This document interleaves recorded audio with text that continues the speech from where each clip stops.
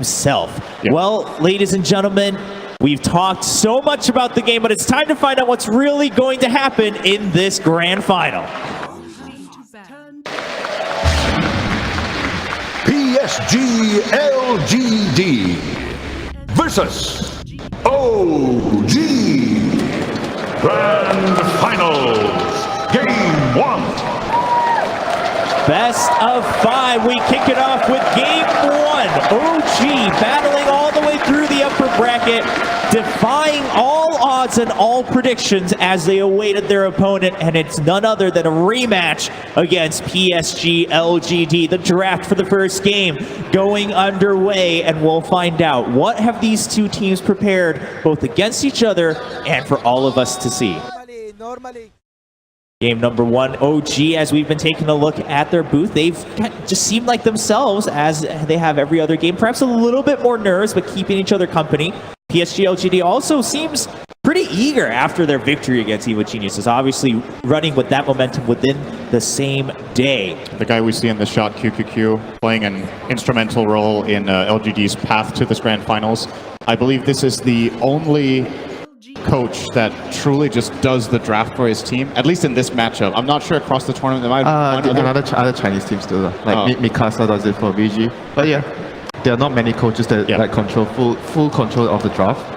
They generally are on the sidelines giving input, and of course when it comes to preparation for the matches, go over replays, go over drafting patterns of opponents. But QQQ definitely, when we talk about LGD and we talk about all their players, he's truly the sixth man for this team. I think this should be like the future though. I think for a team to fully utilize the sixth man and to take the pressure off the other 5 players, I think this is going to be a way a lot of teams might be following, in the future. I agree with it because the coaches are not much biased about the drafting compared to players. So yeah, because sometimes when the captain is drafting and the player tells him, I want to play this game, there might be some bias of like comfort, but the coach is like, no, this hero is not good here. I want to pick this hero. So it's probably easier in that sense for the coach to decide that hero. I think it's very team specific though, if that kind of just structure works, because you need to have a lot of faith in your coach. In order to just full-on give them complete power over the draft, you need to feel like, okay, even if your coach isn't playing at the same level you are, isn't playing as much every day, that they understand the game as well as you do. And I think that's something pretty unique right now to the Chinese scene, where they give more credit to the coaches in the drafting position. Or maybe that's saying it the wrong way. Maybe both scenes give even credit to their coaches, but they just utilize them in a different way. So at least for the first game, I feel like they're still sticking to the ideas they had in the upper bracket final, where they're focusing a lot of the bans against No Tail, and then on the OG side, they're not really afraid against playing Enchantress. But one of the heroes they liked playing against Enchantress was the Silencer, and it's been banned out. Yeah, I think these are the 3 best bans against No Tail you can have in this finals. So full on just targeting him. Yeah. When I was saying I was expecting this would be a good time to pull out some surprise picks, this is a very standard opening for both teams. But I think when you choose to do your adjustments generally to surprise your opponents, is you throw that curveball on the 18 or on the 22 picks, so the last picks of second and third phase respectively. I'm curious to see. Obviously LGD today showed that they're not scared of pulling out something new. But for now, it is very stable and staying true to what have got them this far. The Shaker is in the game, so Yapsor thinks OG will win this game. Yeah, there's that prediction. Regardless of what happens. One thing LGD did against the Shaker when they played OG the last time was that they picked the FY Clockwork, who played an outstanding game. Yes. He was playing against both of these heroes, as a matter of fact, and we'll see if they do grab it again. They did end up losing that game, but FY was exceptionally good. I mean, that was like a perfect Clockwork game. They had Partner, they have Shaker, they have like Bane, they have all these like weak heroes that Clockwork could easily kill. And it speaks a lot about Storm Spirit. Yeah, Storm Spirit, second pick. Very early. Wow. Well, else, if your Sam doesn't want to play this hero, I think in the series, this is when you got to grab it. The teams are banning at second phase against him. Yeah, and this hero has some similarities with the Clockwork, with how you deal with the Shaker, because when you're playing against a Shaker, you always want to be able to get to him. You kill him, you need to take him out first, or you risk the fact that in the fights, anytime a big echo could actually just wipe your entire team off, and Storm is one of the best heroes at doing that. There are a lot of heroes that Thompson is good against with Storm Spirit. Thompson's, the heroes that I see from Thompson already is Invoker, which is banned out, and there's Monkey King, and also don't forget about it with Skyrus Mage. Costume seems yeah. the crazy with that hero. I haven't seen that hero in this tournament from him yet, but when you see that hero, That's the kind of pick that is the kind of pick that OG could go for in this And we kind of did game. see that being banned against OG the last time they met when Storm Spirit was picked. So obviously PSG LGD well aware of that. We'll see if they use one of their bans for it. There's another reason that Storm is really good against Spectre, in my opinion, is the nature of how teams end up using the map when they have Spectre. It's a lot of this, you go together as 4 and Spectre plays on the opposite side of the map, joins the fights with Han. But when you have Storm, you have this hero that when it's missing, feels like it can solo kill the Spectre in any lane. So it kind of passively just limits Spectre's ability to find farm, and she has to play very carefully, maybe only farming with Spectral Dagger instead of committing to creep waves. And just delaying that timing of Ana could prove to be really important for LGD in this game number 1. I mean, adding to that, I think when Spectre is faced in that situation, you kind of can't be too greedy with rushing the Radiance. You have to build like maybe a defensive item that allows you to sort of like semi-survive the ganks and maybe farm a lot more. So I think that would be the adjustment that the Spectre can make this game. Skyrath Mage Ban. Yep, there we go. Comes out once again. PSG LGD very aware of what Thompson is capable of. The last time they also ended up banning out the Monkey King in the last phase as well. So I guess the safe pick for the OG side is maybe the Lina. Lina's pretty good against Enchantress and Storm overall. And because they also have the last pick, right? So it can also be swapped out with Jerax. But actually Jerax is playing most likely the Earthshaker, right? Yes, I think Jerax will be put on this Earthshaker, and I think what OG will do is they will pick No-Tail, his hero now, looking for something like perhaps the Bane to come out from him in this situation. A lot of his heroes have been banned. And the reason is, even if Lina is good, I think you want to conceal the mid pick. You already know the mid matchup. This Storm will be going mid for Somnus like 99%, unless he's absolutely forced away from the lane. So if you can get a little better read on seeing perhaps one extra core or one key support, it's unless No-Tail sees a fantastic option for him to save his support for later, I do think we will see him grab it now. He doesn't look too confident right now, though. Don't think he expected the Storm. No, I think that caught them off guard. You saw Jerax chuckle a little bit when it happened, though. So. I mean, they do have like a lot of lockdown for him, so it's not like, oh, Storm is picked and we don't have really enough stuns to deal with him. And we see in the second phase ban, OG decides to take out the Terrorblade and the Undying. Those are the two heroes that are much, much better against the Spectre. So to create a situation where Spectre is the strongest hero in the game. But I also want to, like, their Storm Spirit is a problem as well, but I think it's very important to make Enchantress useless somewhat. Winter Wyvern is, okay. I personally love playing this matchup as Enchantress in lane. I feel like Wyvern doesn't do very much to you. You have the Arctic Burn or the Splinter Blast, but Enchantress's biggest strength as a hero is just Could it be like a misleading hero? Like it might be the off lane. Yeah, it could be an off lane. And we've seen OG done this in the third pick multiple times. They pick a hero. Wait, you look at the hero. This hero is going mid. Why are they picking this hero so early? And then at the end of the draft, okay, it's not actually a mid hero, and you pick a counter towards the lane, and you end up in a bad matchup. It's one of OG's special flex picks, I would say. It's only OG and I believe Serenity that ran this in a position 3. I think Serenity played on Jin Q earlier in the tournament, but yeah, it gives OG more team fight for sure. I personally hate playing Wyvern against Storm. Yes, me it's too. It's a really terrible matchup, but perhaps if they do put it in the core role and get some items, it could be able to survive with something like a Glimmercape 4-staff build, but as a position 5 and how No-Tail plays for this team, if he does end up playing this Wyvern, I feel like he's going to have a really hard time having a good performance in this game. I have a feeling it's not his hero because so far... I do as well. Yeah, because so far the way I observe they run the system, No-Tail has been taking the hero that takes very little amount of farm. So I don't think he will be on the Wyvern, but obviously it's still quite open for that in the draft. For me, at the same time, I kind of like the Winter Wyvern against the Storm because it is a lockdown, and then you have a follow-up stun with the Earthshaker where you can lock down the Storm Spirit in that sense, and then of course, Winter Wyvern is very bad against Enchantress, but because the pure damage goes through him. But there we go. Oh wow! Okay, so not leaving it to be banned in the last phase, securing that. And Winter Wyvern, and then Monkey King being a good combo together, where Winter Wyvern just uses Curse, and then Monkey King can just kind of go up there and use his ulti, right? Look at their team fights, insane. They have the Wyvern ult, the Wukong's command, Earthshaker ultimate, and the Spectre ultimate. This game for LGD already, I think when you game plan for this, you identify, okay, we're not going to win 5-on-5 fights unless we get the jump. Ideally, we want to dominate the lanes and split up the map, and when OG try to find farm, that's when our Storm Spirit can shine. Because it is very difficult to team fight into this, but Looking at how maybe has been, or Somnus has been playing the Storm Spirit in general, I think this is the kind of game that you don't go Bloodstone in. I think you want a fast Orchid here so you can single out that key target in the Wyvern or the Shaker for now, that you just jump, control, and get the first kill on. Because if you go for the greedier Storm Spirit build with the Kaya into Bloodstone, do you actually have the control and the damage to not just get counterplayed way too hard by OG's supports? Yeah, I agree. I think they have to kind of like play more conservative. They have to try to, buy items that will allow them to create space to drag the game. That's what they want as a Storm. So this Elder Titan is going to buff up a lot of the magic damage that the Storm and CM is going to be doing. It does give them some sort of like team fight.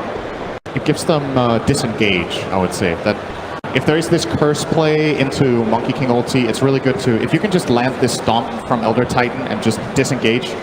If OG use their cooldowns and don't find kills, their lineup is actually really weak afterwards. So the first jump and the first move needs to be successful. And maybe this is the logic from LGD here. We can bait out cooldowns, delay the fight. Our Storm Spirit will be able to clean them up one by one. So kind of like the Naga sleep, essentially. In a way, yes.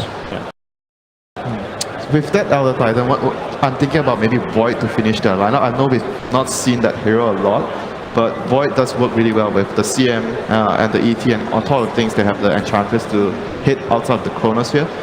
It's a hero that I think maybe, Army has played in the past, and I know he likes playing heroes that are very, very strong in the late game. I generally am not the biggest fan of Void together with Storm. The logic is obviously you Chrono and Storm jumps someone else, but a lot of the times in games you find yourself in this situation where it's a great Chrono and Storm can't follow up. So at the very least they would have the Enchantress to deal damage in the Chronosphere, so I think it's still a good enough game for it. But part of the reason we haven't seen Void very much in this tournament is that he is not a very strong laner. He doesn't put very much pressure and has a lot of bad matchups. And you would be picking it blindly here because you still don't know if the Wyvern is a 3 or a 5. And now they'll get a much safer pick. Which is lined up here. But isn't like all of the Berserker and the Storm, how is this going? What's the plan here? So they're gonna try to split, because this hero doesn't really provide too much team fight. He's more of also like what you said, like they have to try and split up, try to get a pick off here and there, until he gets a lot more items. Like just Blood Rage the Storm and have it jump people. It's pretty good. So pretty much if you look at their lineup, it's basically all around the Storm. They have the CM aura, they have the ET aura, and the Blood Rage for the Storm. Everything is so that maybe please carry us this game. I mean, picking it that early, it seems like they were kind of committed to them from the get-go, right? They just didn't want to take any risks of losing it. They had a plan. It seems like PSG LGD might be the one that's going in with a game plan they already had for game one, whereas OG is kind of adapting to it as the draft goes on. Bloodseeker has, I would say he has a really good matchup against Spectre, because that as a carry is very mobility dependent in fights. If you get the Rupture on Spectre on the Monkey King, both of these targets want to move in fights. As Monkey King, sure, you can drop your ulti and stay in the ring, but if you just stand still and the fight disengages from the ring, you don't really bring much to it. There is a surprise pick. Is that Seb here? Is it Seb or... I think it's a position 5 for no-till, but it could be either. Let's see what they do. All right, well, there is the draft. We have all 10 heroes locked in for this game one between PSG LGD and OG. We have a couple of surprises coming in. Well, we'll have a chance to hear from one of the coaches. It sounds like Casey's out there, but pass her out.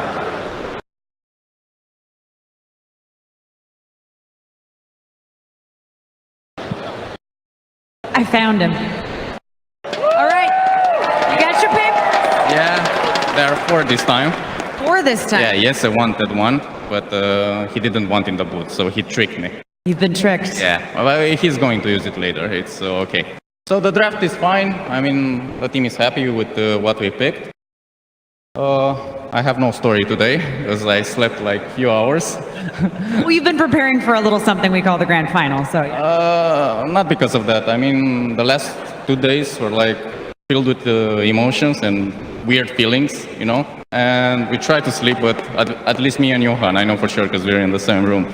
And it's hard, you know, you try to go to sleep and you just can't, and then it's morning, and then you have to play to do stuff, yeah. Are you feeling pretty confident based on the draft we just saw? Yeah. I'm very confident when all the players like agree on the draft and they're like happy, because it's like it's about teamwork, and even if, let's just say we are a little bit out-drafted, it doesn't matter that much, because we showed like many times that we can come back if we are like chill, we do the proper plays. Seb is like making all the team be okay, not to go like emotional and stuff. So yeah, I am confident in them. Good luck. Thanks a lot. We'll see. Ladies and gentlemen, both teams are ready for the match. And to bring you the grand finals, it's Odie Pixel, Fog, and Ben Merlini. Yes, ladies and gentlemen, are here. The Dota 2000 International Championships Grand Finals is going to be brought to you by myself, Odie Pixel, Fogged, and as everything this year, we're stepping it up. We're making it bigger and better. We've got Ben Wu here, ladies and gentlemen, as we get into Game 1 of OG versus PSG LGD.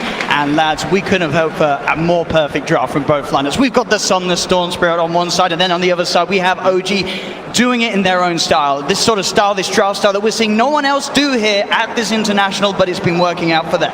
I'm just happy we have some nice late game drafts that could potentially play out, right? We've got the Storm Spirit on Somnus that can go super late. We've got the Spectre as well. Really looking forward to it. And also the team fights coming into play. OG has drafted a massive team fight lineup. And yesterday's series was one of the most exciting series I've ever seen. Yeah.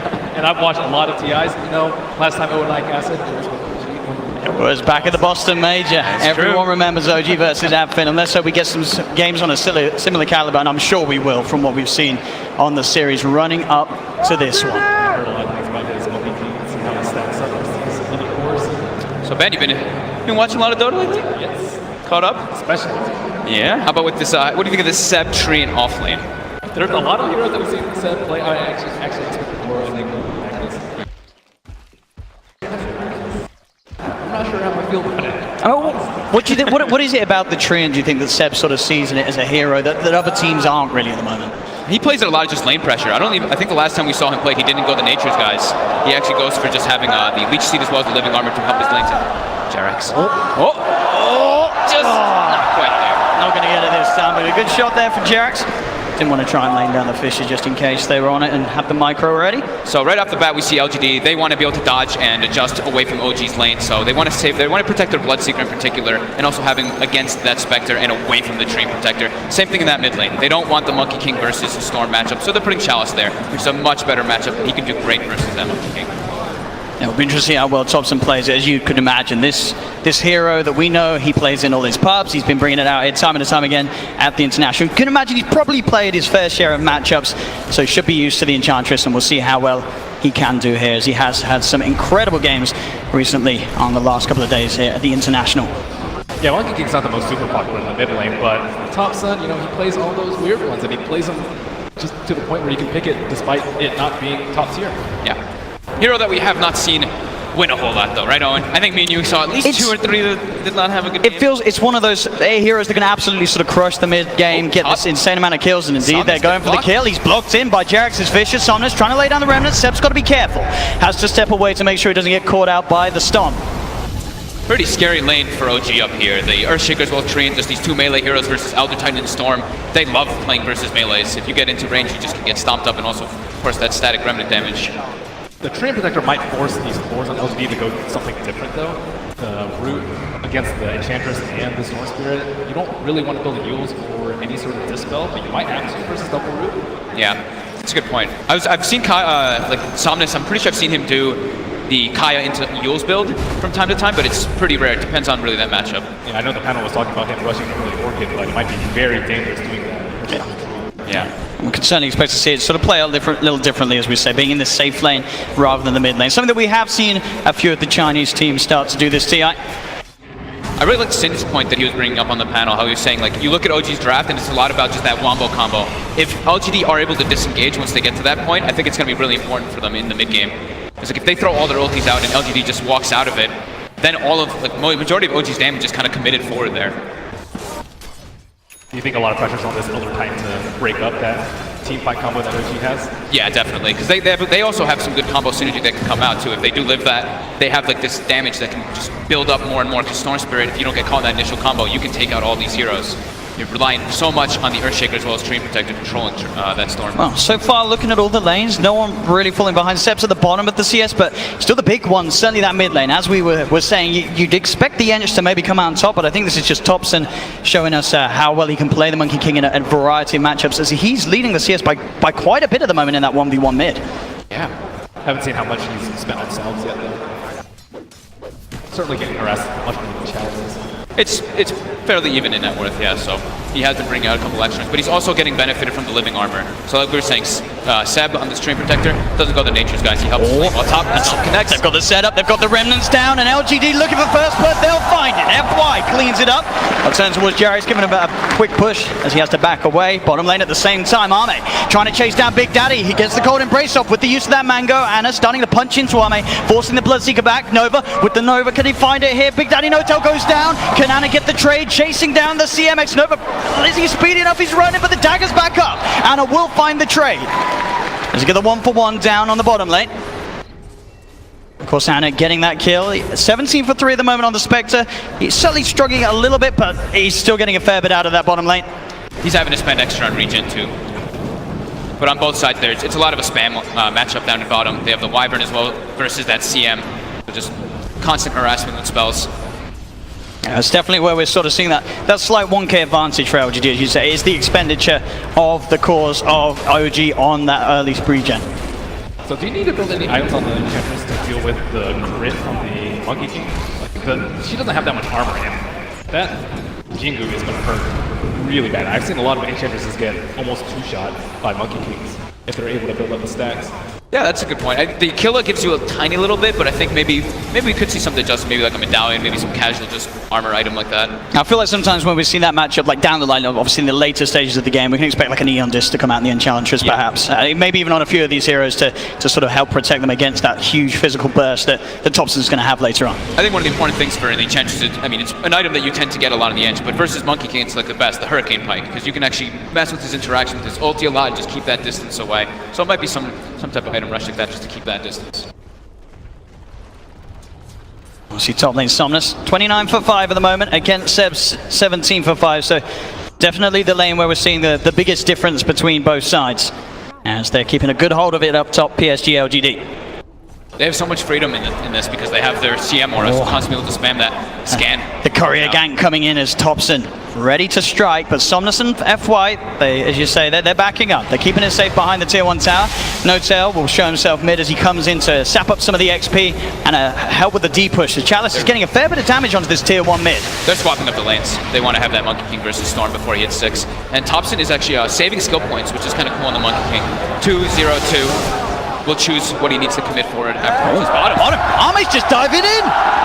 And he gets away with it as Anna was all on his lonesome there. No support backup there at the moment, of course, with the movements from OG supports to other lanes. LGD just they had that scan, they knew where the Monkey King was going, and then they had a TP, Wyvern mid, and as soon as they saw that happening, took advantage of it and on the bottom. I don't think they can leave Anna alone like that almost ever. And really versus any of the heroes that decides to let out unless it's some weak support, but one of the dangers of first phasing the spec. Yeah. Definitely gonna get punished in the lane.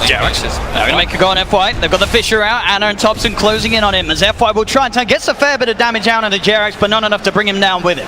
As FY will fall. And still overall, PSG LGD just having that sort of lane control across the map that a little bit stronger as they lead 2k mid lane. Sure, Seb's trying his best to keep this tower alive, but each siege is going lower and lower. Top lane, Thompson gets in, is able to punish Somnus. Gets the burst out of the Storm Spirit. We have the rupture onto Anna. Anna getting himself away from the tower, but Ame is there ready to chase down and will find Anna in return. Great read by Ame. He already knew that.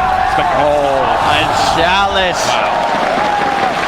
That sort of movement from the middle lane to the top lane from Thompson, sure, it did find the kill on Somnus at the end of the day, but it's really opened up that middle for Chalice as we're seeing as Thompson. He has got the Jingu Mastery stacked up, jumps down, the Fisher's there, he's got the light still, but it's not enough. Ame with the blood right, bursts down Thompson, but still back up to hell. They're trying so hard to keep this mid tower alive. They just keep rotating heroes and to make sure that they can keep the living armor going on it, but Chalice really trying to press the issue. Yeah, Seb isn't high enough level despite being the offlaner to really keep this tower alive. He did actually go for the 3rd point in living armor, but Enchantress is going to sit there, try and get those wagons up as you can with that Blightstone. Still pretty healthy though. As long as they can keep these towers alive, they can certainly play into sort of the hands of the late game Spectre that they do own with Anna. We've seen it time and time before here from OG on the main stage. In games, even where they get fairly far behind in the mid game, as long as they can keep the game going, there's a high chance that the Spectre's going to be able to do some incredible things in the team fights. There's smoke from Wyvern trying to get some boards out, but don't know if he's going to get it broken. Not spotted, but smoke broken. So the one thing I look at LGD's draft, if we do get to those later stages, they do have good amp depth. FY caught very deep in there. X-Nova's going to come across and look to help out. He's got the Frostbite, holding back Thompson as FY still backs up. Jarex comes in with a TP. Thompson starts to turn towards challenge, but the untouchable means he can't go for it. He goes straight for the TP out. He's actually going to hold his face. He can't get away. They catch out Thompson. Back towards the mid lane. Anna with the horn joining in, looking towards Ame, but Ame, he's too fast with how low OG's members are. Seb getting beaten down by Chalice and PSG LGD take a second. Anna, can he find anything in return? He's got to be careful. The damage from the impetus from Chalice adding up. He's still got that flash. He's taking the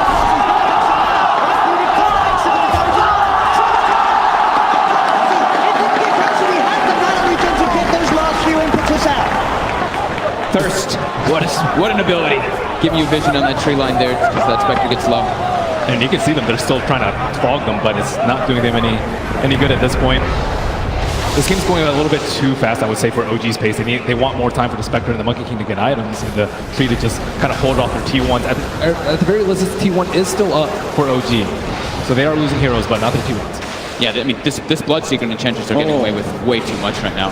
The Storm, sure, getting shut down a little bit, but those other two are a big problem right now for OG. How are we doing on levels? So we do have a couple level 6s coming online. Pretty much almost all of OG except for Jarex, while on the side of LGD, they do have two level 5s on their support still. And you see for those rotations coming out with all those ults. Nice. Seb will be going for the medium now. Oh man. Looking to set up onto Seb. Leads in with the rupture. Seb. Here's the trees he goes. Still pretty high on health at the moment. FY gets the Echo Stomp out. The ult from Seb being used to hold back Ame temporarily. And this is buying time for the rest of OG's coming. They have No Tail from the side. Chalice with the images trying to finish off Seb. The Winter's Curse will hold back the two of them. So No Tail makes sure that Seb can get back to safety. And get away from this reaction from LGD. That's two full defensive ultis used by OG though to protect themselves. Is top pressure on Ana. The wraparound from X-Nova. He's got the Frostbite onto Ana. Cancel this off the damage. He's bottle charging up, so he has that extra bit of mana for that extra bit of mana. Just enough fuel in the tank to take down Ana. Again, Anna's sort of being caught out in these situations where OG supports her elsewhere. Bottom lane FY goes with the stomp, but Ame's backing off. He knows Jarex is in. Jarex leading with the Fish of Thompson, looking to chase him up with the Primal Spring. He's got the Boundless Strike down. Is it enough control to allow the rest of the team to come through? Blood right from Ame, trying to push OG away from chasing for the kill, and he'll be successful as OG back off. Ame will stay safe. LGD is heavily outmaneuvering OG right now. They're splitting them up all over the place. They're making plays on each of the lanes, so it's forcing OG to react, and then it's making Ana very, very weak in this laning phase, unable to really find a place for him to actually catch back up. I do think No-Tail has been doing a really good job of being in the right place at the right time to stall these pushes, to make sure the T1s don't take that much damage. Yeah, they're still giving up a few kills down there, but I think it could be a lot worse if he were just a few seconds later to each of these engagements. It's a bit of a Rassy onto Chalice, unlikely. Between the two of these heroes, they have the damage to bring him down at the moment, especially with X-Nova around. Jarex has got to be careful.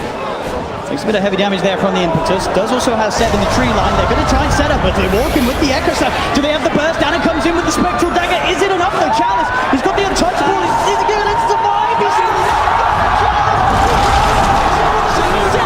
with the ult. They get the kill. X-Nova, those going to be cancelled straight away by Jarex with the Fisher. X-Nova tries to TP up, but OG, they'll set up for the double kill. They get the kills in the middle lane. And Toxin gets a kill down bottom on the other Titan. And that lead that LGD had, it's been knocked down by a couple of thousand here. Just a 3k advantage for PSG LGD now after that fight. Chalice feeling himself just a little bit too much there, right? Just walking into it looked like he was going to get away. I mean, they did commit pretty heavily for that kill, but definitely worth it at this point. Look at that money. Somnus cleaning up a hefty stack here that's going to give him a big jump towards that Kaya. They've been using that stack actually with FY, you know, the Elder Titan that we talk about so much. That's how you really enable that hero in the laning phase, to stack up that hard camp, use it for your spirit, and they have the Storm to farm it. Thompson's been doing a pretty good job of keeping it in the network too, because he's kind of the one that has to run around and make a little bit of space for the Spectre so he can haunt and get some kills, but he's still number 2. He's very close to having the full Echo Saber done, so he's going to almost be sort of guaranteed to get up the Jingu Mastery stacks in each of the fights and get that burst heal off with the Boundless Strike. I think that's just like the best build that you can go on out in the Monkey King, so you can just get involved all the time. All the other builds we've seen, like the Battle Fury, it's very slow. I mean, that's not the meta at the moment. Especially when you have a Spectre. Yeah, especially with that. So they can chill for a little bit, wait for the ultimates to come up. I would say OG are way more ultimate based, so you know you want to fight those 2-minute rotations and just use Winter Wyvern and your Treant to stall out those T1s until those ultimates are up. And if they don't want to fight, you're okay with farming because I think you have the better late game right now. Tier 1 mid, pretty much back up to full. The power of the Treant Protector. That is, I mean, that was down to like 100 HP at one point from that 5-minute wave. They threw enough bodies. Yeah. Worth it. Definitely worth it. That tower is, we say, like the most important tower to defend, especially when you're playing with the Spectre lineup, so you can farm your jungle, have access. See PSG LGD wanting to make a move up here. They'll scan out in the trees. They know that No-Tail's in. But he's one of the trickier kills to get with the Arctic Burn as he just starts to retreat. Nova looking to come across. But he's already backed by the Tier 2 tower. No-Tail will be fine as PSG LGD desperate to sort of make a play around here as they have those 3 observer boards down. You do see him actually as No-Tail sort of comes back in actually as the Arctic Burn ends. They're still very hesitant though. The Winter's Curse out on the side.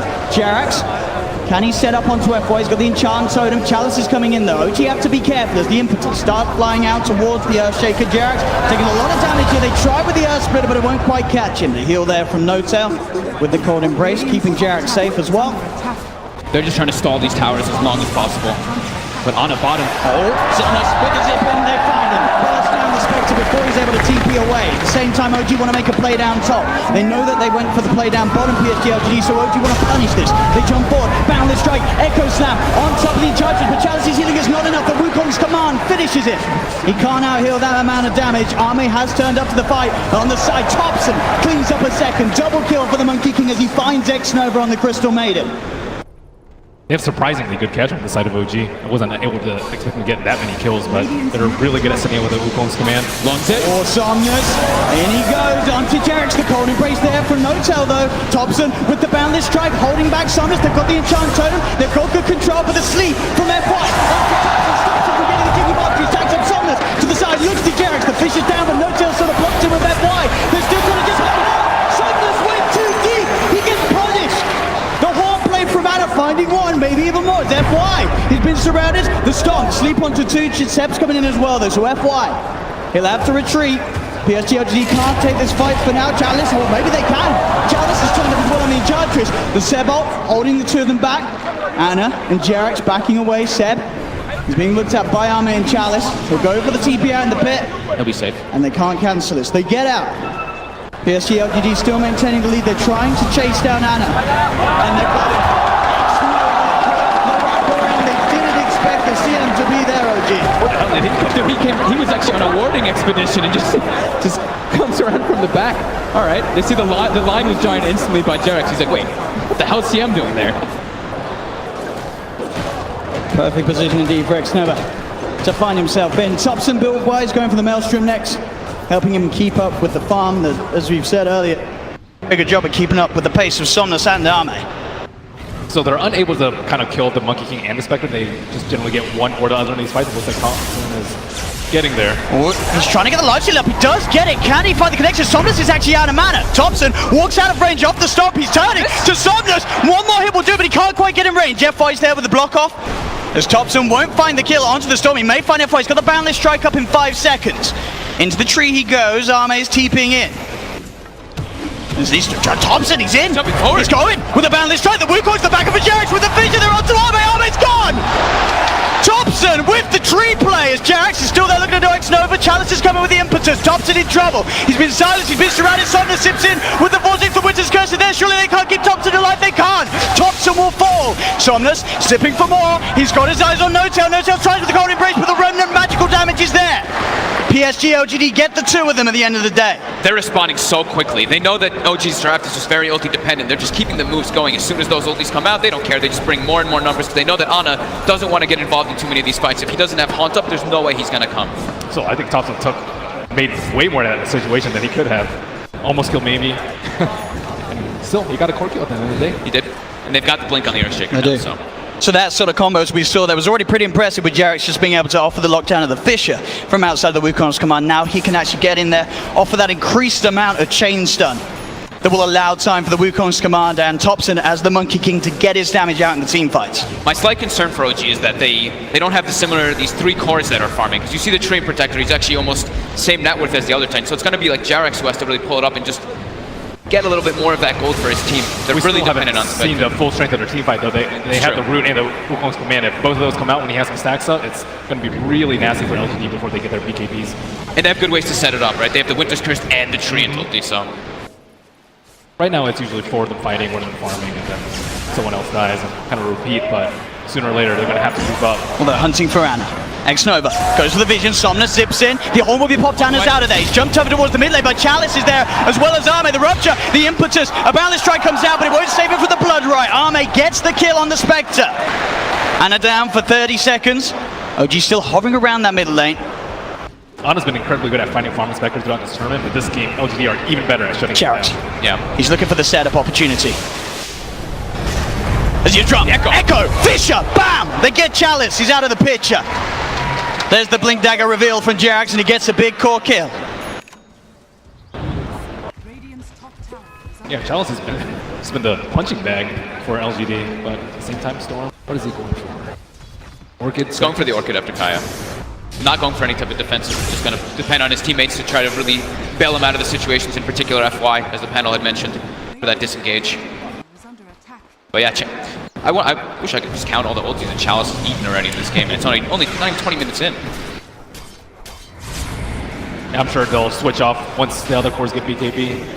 I'm not sure if maybe he's going to get one next, but I would probably think so with the Somnus. offensive items. He's called out No-Tail, out in the river, all alone. X-Nova there too, cold embrace by some time, but the ult comes out from X-Nova. Not messing around with No-Tail. There's some ice-on-ice action, brings down the Wyvern. He's got a Shadow Blade. He seems to know exactly where Thompson is too. Doesn't have a Quelling Blade. Oh, he's bought it. Oh, he's bought it now. He bought one. He bought one. He's looking for the right tree. There's Thompson. He's going to go for it. They've got the jump. Jerax with the control again. Chalice, the punching bag in trouble as the Wukong's command gets the final hit. The Earth Splitter's coming out, but Thompson keeps himself to the side. He has been silenced by the Blood Bright Army. Looking towards him. The rupture down on Thompson as well. Thompson has the living armor. It gives him the chance to turn. Get the Jingle Mastery stacks up. He hasn't got boundless strike there for 7 seconds. The Fisher from Jerax buying him time. Thompson life stealing up as he hits the creeps. Arme with the Shadow Blade over the girl. Somnus! He's in! Thompson's still alive though! The Winter's Curse on his son's back, and Thompson gets the life steal, but he still goes down. Thompson will fall. Somnus still with man in attack, ready to play around, zips across, gets Jerax as well. Now looks towards No-Tail. He's got enough mana for one more remnant. No-Tail turns with the Splinter Blast and the wraparound for Seb. Looks for the punch on Somnus. Somnus zips back defensively. They got the sentry down. Frost Nova, the buyback from Jerax. Ana with the chase down Somnus. He's used a lot of his mana. The Fisher, the damage from Ana. He's got the dagger out. He looks to Somnus and he finds it. Somnus is gone. No-Tail buzzed down by the Blood Bright Jerax and Ana. They're looking for more X-Nova. Enchants over Jerax, holds him in place. One more right click will do it, and the CM falls. Seb goes down as well to Arme. The sleep setup, FY, stop. They've got the combo. The Blood Bright's out, and they're surrounded. The damage from Arme. The Fisher, but the force! Chalice. They get him over, Arme! Still on the chase. Ana, back to the shrine. Now Thompson's back in the game. Arme's got to be careful. Fisher's up. In a second, Jerax jumps in. The echo! The control! Ana's in on top of Arme! Arme's gone! Chalice up to the high ground! Ana still wants to chase, he looks towards it. But he will back off for now. As ladies and gentlemen, OG and PSG LGD here in Game 1 of the Grand Finals of TI8, certainly making it feel like it. What a buyback from Jerax. Really just kind of saving that situation for them, which is looking kind of bad. Buys back, gets himself some big core kills, at least at the end of that one. Getting both that Storm and the Bloodseeker. Although they lost a lot of their support heroes, they kept their Spectre alive, which is the most important, as Ana is now level 14 for his team. And I forget who was talking about it on the panel, but they're just so good about playing around Thompson, making sure that he gets his Jingu stacks. He's been critically low multiple times, but being able to separate them off with a fissure or just lifesteal off creeps and just making sure he gets his Jingu stack before he can actually go into the fight. Look at this. Just with the synergy of the living armor, it actually makes a big difference. He's able to tank so much with living armor as well as the Wukong command bonus armor. And it seems like a tough core matchup versus the Bloodseeker. Like the Bloodseeker, you don't really want to fight a Monkey King. Normally, you're okay with a Blade Mail, but he has Jingu lifesteal to deal with that, and then he also just can press his ultimate and not run away. Yeah. Doesn't have to worry about run at all. And each time saw the backup of the living armor as well from Seb, just giving him so those extra few instances of being attacked to allow him the time to build the lifesteal. Somnus, he's straight in onto Ana. Does he offer the damage on his own to find the kill though? Ana pretty tanky at the moment, as Ana just turns and Somnus has to zip himself away. Living armor. Every single time he's coming out from 7. I mean, it's doing a lot, this Trian. It's keeping OG's cause alive against these sort of little pickoffs. And still, PSG LGD, they may be 6k ahead, but they're still only taking one tower down at the 23-minute mark. Seb's keeping the rest alive. And Seb's already got his Meteor Hammer finished. He's got his, of course, that ulti's going to be coming out level 2 soon. So he's got the combo. They've got so many combos on OG if they're able to just sandwich it all together. Yeah, they need the BKBs, but at the same time, they still have to deal with 2 ultimates that go through the BKB and the Monkey King ultimate, which is still going to do a ton of damage. So LG, I mean, yeah, they do have the gold lead, but BKBs don't mean everything here.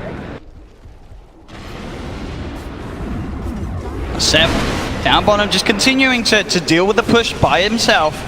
The rest of OG starting to swarm over PSG LGD's half of the map. You have Thompson in the jungle. You've got Ana getting a lot of space up top, putting some pressure, in fact, onto PSG LGD's own tier 1 tower, which is falling very low on this top lane. And he's got his Manta style. This is such an important pickup in this game, just so he doesn't get killed on those split push. You have to deal with this Frostbite or silences coming out from the Bloodseeker and Storm. Seb. There's 3 heroes down here at the moment from PSG LGD. He's just spamming every single wave with Meteor Hammer and just keeping that living armor going on those tier 1s. It's taking a lot of resources from PSG LGD down there, and they're not really getting away with what they want to achieve. Ideally, they find a kill, but Seb, he's playing very hidden. They don't seem to have the preparations to catch out the Treant. OG's done just such a miraculous job of keeping these tier 1s alive. It's pretty crazy. And they're also scared. Like, at any time, the Monkey could be in the trees on bottom lane. They could set up with a Spectre. And here he goes. He's thinking about popping the Wukong's command top, and he will. Looks towards X-Nova. X-Nova caught in the middle of the ring. And it comes over as well to join in the kill. The 3 of them find 1. TPs are coming in. Chalice. And he set something up with Arme. There's that. Look at the jump here on the control. Jarek straight in on an Arme. And Arme pops the BKB, but it's too late. Somnus finds Notel on the side. The buyback's going to be there straight away from Notel. Somnus zipping across towards Jarek. The ult out from the CM, but the Meteor Hammer from Seb's coming down. They've got the chain stun onto X-Nova. Anna's still alive for now. They get the double kill. The cold embrace. Keeping Anna alive. The Winter's Curse holding back the attacks off the Chalice. The Chargers so fly. He'll fall. Triple kill for Anna. Anna, can he survive? He gets him to the high ground. He's still alive for now. The armor from Seb, keeping the Spectre safe. Thompson will fall though, dives too deep. Anna wants to find Somnus, pots the Manta style, they get the kill. It's an ultra kill for Anna, he's still alive. Chalice, he wants this, but can he actually get it? He's got to back off. Anna will TP out, and the definition there of friendship and team play from OG. These sort of saves from Notel's Wyvern, from Seb on the Treant Protector, it's incredible. And their preparation too. They already had the sentry down behind the tower. Bloodseeker runs in with that Shadow Blade, gets caught out immediately from that Fissure, as well as jump in as Jerax. And that was LGD's gameplay. They tried to take down bottom with 3 heroes versus 1. They couldn't do that. They tried to take a team fight mid. They weren't able to pop their BKBs up before the Echo Slam. How do you think they should take the next fight to make sure that they retain their lead, albeit small? Name. He had trouble that last fight getting the BKB off in time with the speed that Jerax pounced upon him. These saves are just so crazy. I can't believe he didn't go down. The BKB even went off too, so it ticks down to 9 seconds now, but these saves just back and forth, be it from the cold embraces, even the curse to protect him in come up situations. That right there, the overgrowth. Look at Ana. It looks like he's just dead in this situation over and over again. As you said, the combination, the living armor, saving him for those first few rainbows coming in from Chalice, and then the cold embrace. They just couldn't kill him off. My goodness. It's been so annoying for them, though. Really has been. And they also just sat on the root, too, for so long. They weren't able to finish him off. They had the Leech Seed and the Living Armor and the Cold Embrace on top of it, and their Urn, which is so many ways to heal. And LGD, I mean, they kind of need a Spirit Vessel, too. It really does seem like that. But I don't know who's going to build it. I think it's... FY almost has it finished. So I did have the Urn. He does tend to do this from time to time. I think that might actually be a bigger deal than the BKBs on their side at this point, considering how much these saves are helping out OG and the team.